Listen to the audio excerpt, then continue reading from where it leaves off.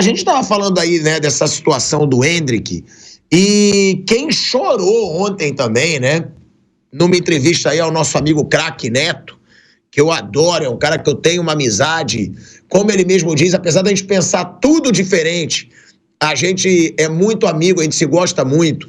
O Neto ontem fez uma entrevista aí com o Yuri Alberto, né? O Yuri Alberto chorou, né, se emocionou ao falar das coisas pelas quais ele passou no Corinthians, que ele chegou a peso de ouro, não entregou muito em determinados momentos, foi vaiado, foi criticado, deu a volta por cima, tá muito bem nesse momento.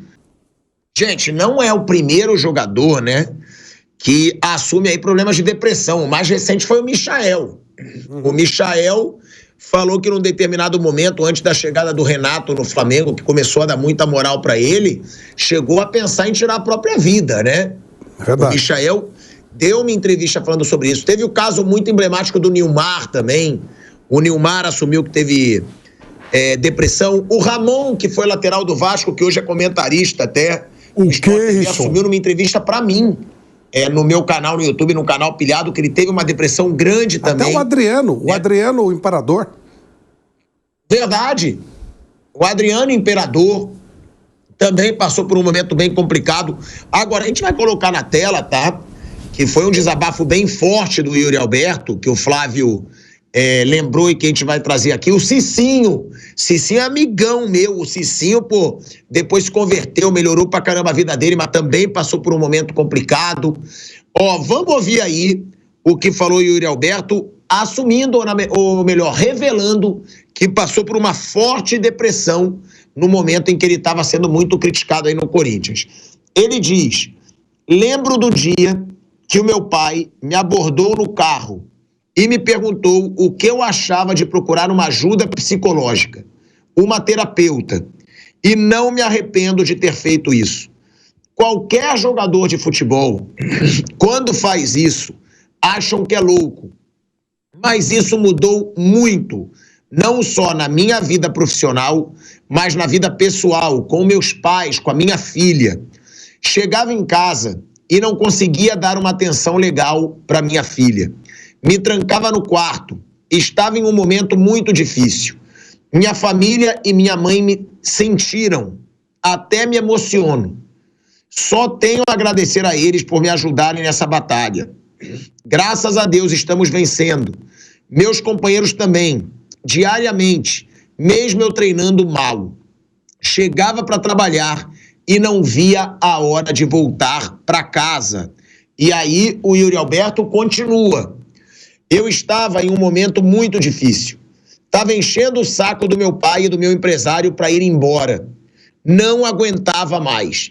Mas agradeço por esse momento difícil que passei. Amadureci muito. Eu tenho um grande sonho de jogar na Europa. Eu fiquei no Zenit, da Rússia, e acabei voltando, porque não poderia jogar campeonatos europeus por conta da guerra. Eu tenho um grande sonho. Estou muito feliz aqui no Corinthians, mas acho que se vier alguma coisa que beneficie o Corinthians e a mim também, está em aberto. Prioridade é a Inglaterra. Eu gosto bastante. Lembrando que o Yuri Alberto está no Corinthians desde junho de 2022, né? E ele tem 144 jogos pelo Corinthians, 52 gols, 15 assistências. O jogador possui contrato até dezembro de 2027 com o Corinthians, que detém 50% dos seus direitos econômicos. É aquilo, né? Que eu sempre falo, muita gente, quando fala de jogador, diz, fica chorando, ganha milhões e milhões. Eu até entendo quando o torcedor fala isso, mas eu digo aqui, com toda certeza, dinheiro não é tudo. Eu sei que muita gente vai falar, é claro que também você não ter dinheiro para nada, você também vai ter uma vida péssima. Agora, eu conheço muito milionário, até bilionário, eu tenho relação com muita gente que tem dinheiro, que não é feliz, pô. Que não encontra felicidade, que, sei lá, que a vida é vazia. E para um jogador de futebol, gente, é ainda mais pesado, porque esse cara, ele é julgado quarta-feira e domingo. quarta-feira e domingo. Aí, ó, terça e sábado, quarta e domingo. Ele pode jogar um bolão na quarta. Se ele não jogar nada no domingo e o time dele perder, ele já vai ser criticado de novo. O jogador de futebol, ele vive numa pressão muito maior do que a grande maioria das profissões. Que aí muita gente diz, tá bom, então vai ser médico lá, ter uma vida na sua mão. Vai ser engenheiro, ter um prédio. Eu concordo, mas no futebol é público. Então você é cobrado numa dose muito maior. E esses caras, né, como a gente sempre fala, eles começam desde muito cedo. Então é muita pressão desde muito cedo. É compreensível para vocês. E por que vocês acham que está cada vez mais frequente a depressão? Ou não é mais frequente? É porque agora as pessoas sabem mais. Eu coloco aí em questão a rede social. Porque eu acho que a rede social, o jogador é ainda mais linchado e tudo que falam do jogador viraliza. Então, toma uma dimensão muito grande. Antes era só a televisão, era o jornal. Era uma dimensão grande? Era. Mas numa escala muito menor. Vocês concordam? Bom, o Rodri, o melhor jogador do mundo, ele não tem rede social. Ele não tem, ele passa por cima, talvez uma outra coisa ele até olhe, mas ele não tem rede social. Você não consegue ter contato com o Rodri, ele tem a vida dele totalmente reservada. Isso é um ponto extremamente positivo no meu modo de entender, a menos que você use a rede social para ganhar dinheiro. Aí é beleza. Tipo, o Neymar, ele aproveita muito, né? Tá certo, o Cristiano Ronaldo aproveita muito. E aí tem um peso, mas você também não precisa exatamente interagir. Então, eu meio que trabalho assim também. Eu não tenho exatamente interação, embora tenha rede social, por uma questão profissional, etc. Há um grande equívoco quando você acha que o cara tem uma vida fácil. Do jeito que os caras fazem calendários, e não só aqui no Brasil, mas em todo o mundo, o cara simplesmente não tem vida. Ele não tem vida. O Kevin De Bruyne, outro dia, declarou o seguinte, que os melhores momentos que ele passou no futebol nos últimos tempos foi quando ele se machucou. Ele falou, eu consegui ficar 2 meses vendo a minha família. Eu não via família, eu não tinha família, não tinha nada. O cara não consegue, porque aqui, por exemplo, agora com essa palhaçada de jogo todo dia, nós aqui, por exemplo, que trabalhamos, a gente já sente a diferença. O cara que joga, ele ainda tem que se deslocar, ele tem que treinar, ele viaja, ele se concentra. Então tem uma série de situações, tem mais treinamento. Então é uma coisa muito complicada. Há um grande engano quando se diz que o jogador de futebol ganha muito. 0,1% ganham muito bem. Os outros não conseguem nem sobreviver, mal sobrevivem ganhando o dinheiro de salário de futebol. E esse 0,1% que ganha muito, ele lota estádio. Aquele que acha que ele ganha muito, é simples, lote um estádio. Se você conseguir lotar um estádio, você vai ganhar bem. É normal. Quando você arrasta muita gente, um cantor, um ator, um músico, seja lá quem for, um poeta que vai vender muito, um autor de livro. É só você lotar estádio. Se conseguir lotar estádio, não tem problema nenhum. Então não é fácil, é só lotar estádio. Se o cara tiver capacidade para lotar um estádio, ele vai ganhar muito. E aí não é muito, é justo, porque todo mundo vai faturar uma cadeia de faturamento em cima do jogador que lota estádio. O salário do Messi é alto? Claro que não. O salário do Neymar é alto? Lógico que não. Vê o que o Neymar repercute. Vê o que significou para a Arábia o Neymar. O que significou para o Paris Saint-Germain o Neymar. O Messi, o que significou para o Barcelona? O que significou para a mídia, esses caras, né, lotarem estádio, fazendo um monte de coisas. Né? O Mike Tyson até hoje é significativo. Mesmo nessa palhaçada aí que ele teve que se submeter e tal, ou quis submeter, ainda repercute muito. Esses caras são diferentes. Então é óbvio que todo mundo ganha, eles têm que ganhar também. Tá certo que ganha. E há uma ignorância muito grande aqui no Brasil com relação a psicólogo.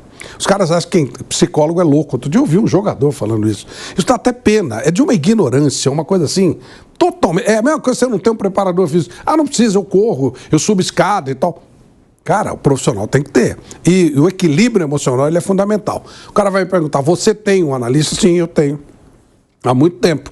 A análise é muito importante para que eu consiga ter um grau de equilíbrio que eu tenho. É fundamental. Hoje, inclusive, os bons planos de saúde, eles pagam para você ter um analista. Porque você tendo um equilíbrio emocional, você responde melhor por tudo que você faz. E menos rede social. São duas coisas. A rede social ela é altamente tóxica. O futebol brasileiro é altamente tóxico, em todos os sentidos. Tem muito programa, muita gente arrumando polêmica, encrenca, confusão onde não tem. Então, é todo um ambiente extremamente tóxico. E, além disso, as redes sociais. Se você der bola para isso, você está ferrado. Então, você tem que tomar cuidado com esse negócio de rede social e, sim, ter alguém que te ajude. Isso não é o pai, a mãe, todos são importantes. A esposa, tudo. Mas o profissional é diferente. E você pode não se dar bem no primeiro profissional, você vai no segundo, no terceiro, até que você se ache. É uma questão de você ter equilíbrio. Faz parte do dia a dia. É como você ir a um médico. É como você fazer os seus exames periódicos. Exatamente igual. Manutenção do equilíbrio. As doenças mentais, elas aumentaram muito no Brasil, até por fazer trabalho de coach, eu tenho me envolvido muito com isso, e eu posso garantir que o equilíbrio emocional faz toda a diferença, em todos os sentidos, e quanto menos você entrar nesse negócio de rede social, discutir em rede social é uma estupidez, né? Não pode dar bola para isso, tem que deixar a coisa fluir. Mas o negócio, né, Flávio, é que é a nova tendência do mundo. Eu acho que não tem como o jogador fugir. Por quê? Eu mesmo, pais de jogadores de futebol, às vezes procuram, porque falou isso, porque falou aquilo. Quando o jogador não vê, chega pela família, chega por amigos, aí a família vê, aí a família se incomoda com aquilo, aí a família mostra. Eu acho que não tem como fugir. É uma nova realidade. São novos tempos. E o jogador, isso, ele tem que estar preparado psicologicamente para isso. Porque eu digo até por nós, gente. Quantas pessoas me xingam por dia? Eu que sou um cara polêmico, então. Meu Deus! Eu não sei se alguém me xinga. Quê? Eu não sei se alguém me xinga. Pode ter certeza que sim, eu já digo. Mas eu não dou a mínima bola, então, não tô nem aí. Pode chegar à vontade, é cachorro latino. Eu não vou ficar tentando interpretar cachorro latino. É isso que eu falo, não, eu não dou bola. O jogador ele tem que ser igual, porque se você é tão polêmico quanto eu. Se a gente for ligar, cara, devem ser mais de 300, 500 xingamentos por dia. Que se dane. Tô fazendo ali minha carreira, se não tô gostando do meu trabalho, tá bom. Eu saio, mas eu gosto de entreter as pessoas, de fazer uma zoeira. Eu gosto de brigar também quando eu acho que falam alguma besteira. Agora, é aquilo, tenta se garantir. Se pra empresa, como a gente tem a Jovem Pan, ou o clube, não quero, tá bom, fiz o trabalho, mas sem ficar ligando para toda a crítica que você recebe. Porque se você adquirir, né, se você se contaminar por todas as críticas que você recebe, meu Deus. Mas é isso que eu tô falando. Aí a gente tava lascado. Não, você vê, eu não sei quantos seguidores o Neymar tem, mas digamos que ele tenha 300 milhões de seguidores. E ali tem um monte de gente que deve xingá-lo. O que ele faz? Ele pega, as pessoas que o cercam, vendem para empresas 300 milhões de seguidores e ele ganha uma grana. Mesmo o cara que vai lá para latir, o tal do hater e tal, isso também interessa, pode vir, faz volume. São 226 o que interessa é o volume. Milhões, Quanto milhão? 226 milhões de seguidores o Neymar. Isso vale uma baita grana. E não são 226 milhões de fãs. Mas ele fatura. Isso é inteligente. Isso é o que eu procuro fazer também. Ou seja, tem uma coisa, né? Tem que colocar na sua rede social que só pode se manifestar quem te seguir. Porque aí você faz volume com isso e você usa o latido do cachorro a seu favor. É o que tem que ser feito. E não dá a mínima. Não sabe o que o cara está falando, não interessa. O quem me interessa, eu sigo. E aí sim. Quem não me interessa, eu não estou nem aí. Não tem nenhum problema. Quem quiser falar comigo decentemente, vai conseguir também chegar. Porque aí você faz uma triagem. E também respaldo profissional. Isso deveria ser uma coisa obrigatória nos clubes. Infelizmente, aqui ainda se tem essa mentalidade. Em 1958, o doutor Paulo Machado de Carvalho já colocou um psicólogo. Aí disseram que o psicólogo... que o psicólogo não sabia o que ele falava, porque ele falou que o Garrincha não podia jogar futebol. O que aconteceu com o Garrincha depois que acabou a carreira dele? O Garrincha realmente era uma pessoa que tinha muita dificuldade de tomar decisões. No campo ele era um gênio. A genialidade dele fez com que ele compensasse. Mas ele tinha dificuldades, ele nunca soube aproveitar a vida dele de maneira plena. Ele não sabia ganhar dinheiro, quando ganhava perdia tudo. Enfim, realmente era uma pessoa com dificuldade, né? Então, isso é normal, é do ser humano. A insegurança é normal do ser humano. Por isso que você precisa de um apoio, é óbvio. O próprio psicólogo precisa de apoio. O psicólogo vai no psicólogo. Normal que isso aconteça. Só que precisa parar de ter essa ignorância de, não precisa. Lógico que precisa. Senão corre esse tipo de risco mesmo, claro. E foi muito oportuno. Ô, Piperno, só um minuto, a gente vai para um break. Na Rádio Jovem Pan, seguimos no YouTube. Pode falar, Piperno. Não, foi muito oportuno o Yuri Alberto tocar nesse assunto, porque isso ainda é muito tabu no futebol, né? Dá a impressão que todo mundo é super-homem e tal, né? Afinal de contas, esses caras jogam em times importantes, populares, acabam mobilizando milhões de pessoas e tem idiota que acha que eles estão blindados em relação a absolutamente tudo. E não é assim. Tá certo, Yuri? Veja, eu fico imaginando como teria sido a vida do Pelé se naquele tempo tivesse rede social. Porque o Pelé, em 70, naquela fase de preparação da seleção brasileira, o Pelé era vaiado por muita gente, criticado, falava que ele não enxergava e tal. E eu, enfim, acabei fazendo um trabalho sobre aquele período. E eu me lembro de uma edição de jornal, acho que do Jornal do Brasil, com eles entrevistando 10 técnicos que estavam opinando lá se o Pelé deveria ou não continuar na seleção brasileira, se tinha ou não condição de jogar a Copa. E técnico graduado, gente boa e tal, dizendo, o Pelé já passou o melhor momento dele. A tal ponto de que quando a seleção brasileira veio disputar um amistoso aqui em São Paulo contra o Chile, que seria o primeiro amistoso da seleção dirigida pelo Zagallo, Paulo Machado de Carvalho, aqui na Jovem Pan, lançou uma campanha pedindo para o público que fosse ao Morumbi aplaudir o Pelé. O texto é maravilhoso, eu tenho esse texto até hoje. Agora, imagina se naquele tempo tivesse rede social para massacrar o melhor jogador do mundo. E veja, a gente estava falando do melhor jogador de todos os tempos, que também não, muitas vezes chegava a ser alvo desse tipo de linchamento. E vou te falar uma coisa, pilhado. Uma vez, eu pedi desculpa no ar a um jogador que eu tinha criticado em vários programas e até com um certo sarcasmo. O Rony. O Rony, em 2020, logo depois de chegar ao Palmeiras, o Rony passou 20 e tantos jogos sem fazer gol. Eu participava lá de um programa que todo dia a gente atualizava essa conta de uma forma crítica e tal. Aí o Rony fez fez dois e tal, e se mostrou um jogador muito útil. Eu falei, mas pera lá, olha como esse cara foi massacrado, inclusive pelo idiota aqui. Eu errei. E na primeira oportunidade em que eu tive a chance de falar pessoalmente com ele em um programa ao vivo, falei, Rony, é o seguinte, queria pedir desculpa porque eu pisei na bola. Não deveria ter feito esse tipo de crítica, porque do outro lado estava um cara que estava se esforçando e tal, e como tantos passava por um período de seca, de má fase, como a gente no microfone também passa, mas só que o jogador que está lá do outro lado, ele não tem o microfone também para criticar a gente, e muitas vezes todos nós merecemos isso.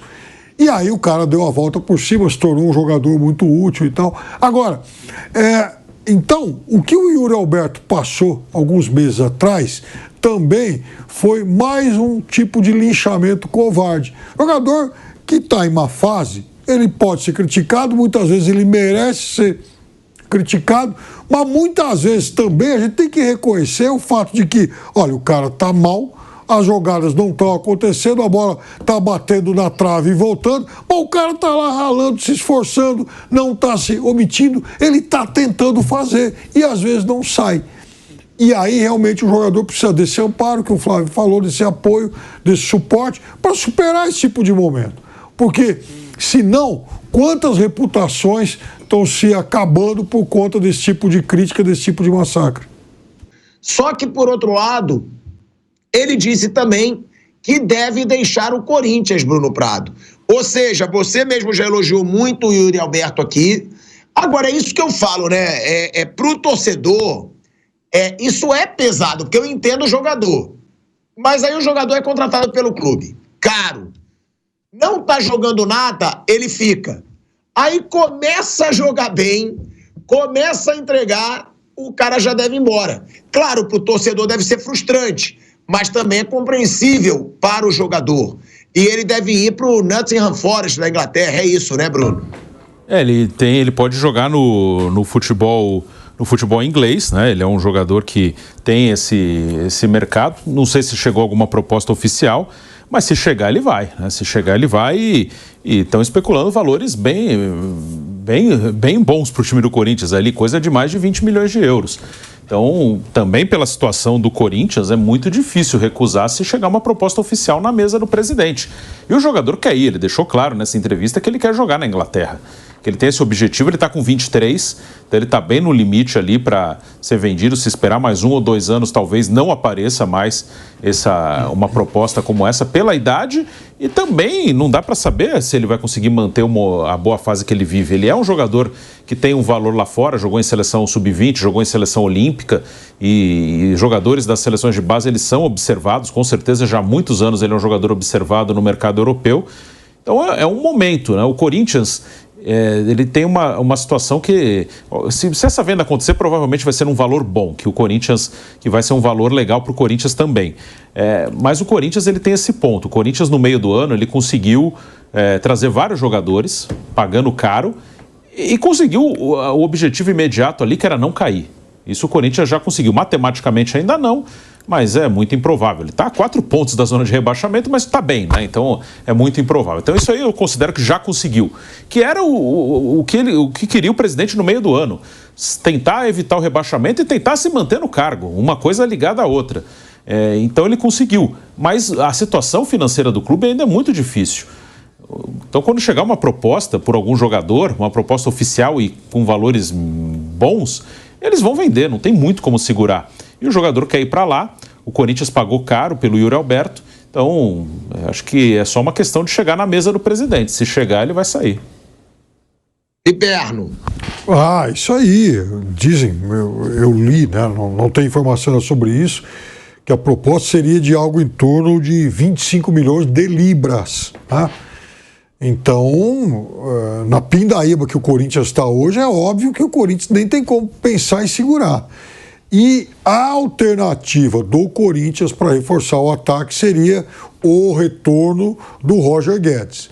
Mas o Yuri Alberto sempre disse que eu acho um ótimo jogador. Viveu um momento muito ruim, é verdade, principalmente no começo desse ano. Mas o Yuri Alberto é um jogador que já atuou bem pelo Santos, pelo Internacional e no primeiro ano de Corinthians. Então é óbvio que é um jogador aí de muita qualidade.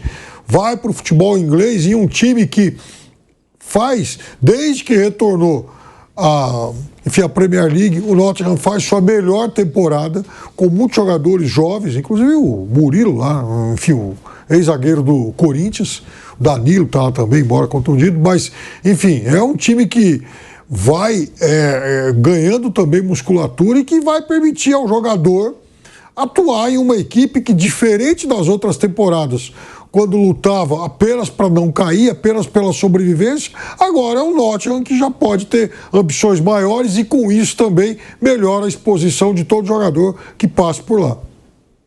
Agora, é aquilo que eu falei, né, Flávio?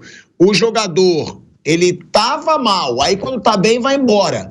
Mas como disse o Bruno, para o clube isso é positivo. Eu vou mostrar já aqui, a gente vai colocar algumas declarações do Yuri Alberto, mas como disse o Bruno, né? São 20 milhões de euros. Na situação que tá o Corinthians, e aí eu vou dizer, tá? Posso até calar minha boca depois, mas eu não acho que o Yuri Alberto vale isso, não. Pelo que ele joga hoje. Eu acho que o Yuri Alberto, cara, 15 milhões de euros tá valendo.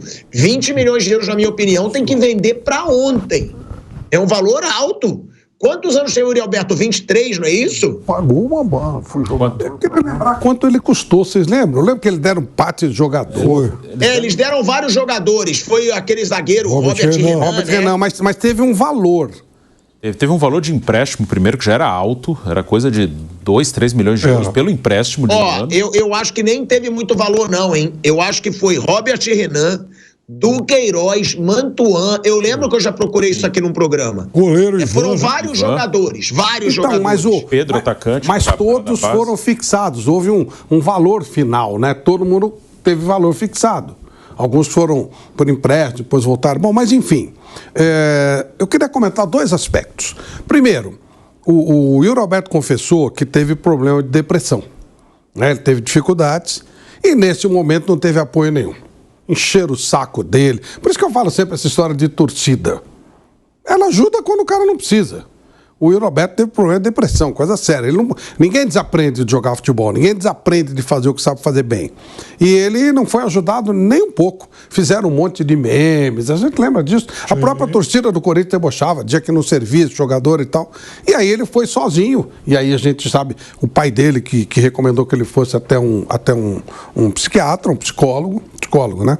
E aí a vida dele mudou completamente. Ele recebeu a força externa, não do clube, não dos torcedores. E aí ele começou a render. E agora ele está rendendo tudo que ele pode. Foi aquilo que fez com que o Corinthians pagasse por ele. Jogador jovem, jogador de seleção, é um jogador que pode funcionar no mercado internacional. É verdade o que o Pilato falou, o Corinthians não teria opção também porque a grana é muito alta. E também não tem nenhuma razão para ele ficar no Corinthians, primeiro porque ele vai para um outro centro, Premier League, nossa senhora, né? É o céu. E segundo porque também quando ele precisou não teve apoio nenhum, ele teve que se virar sozinho. Ele caiu e se levantou sozinho. Então, eu acho que está perfeito. Espero que saia um negócio, seria muito bom para ele, sem dúvida, e também, claro, para o clube, vai ajudar o clube a faturar ou a recuperar uma parte do dinheiro ou todo o dinheiro que investiu nele.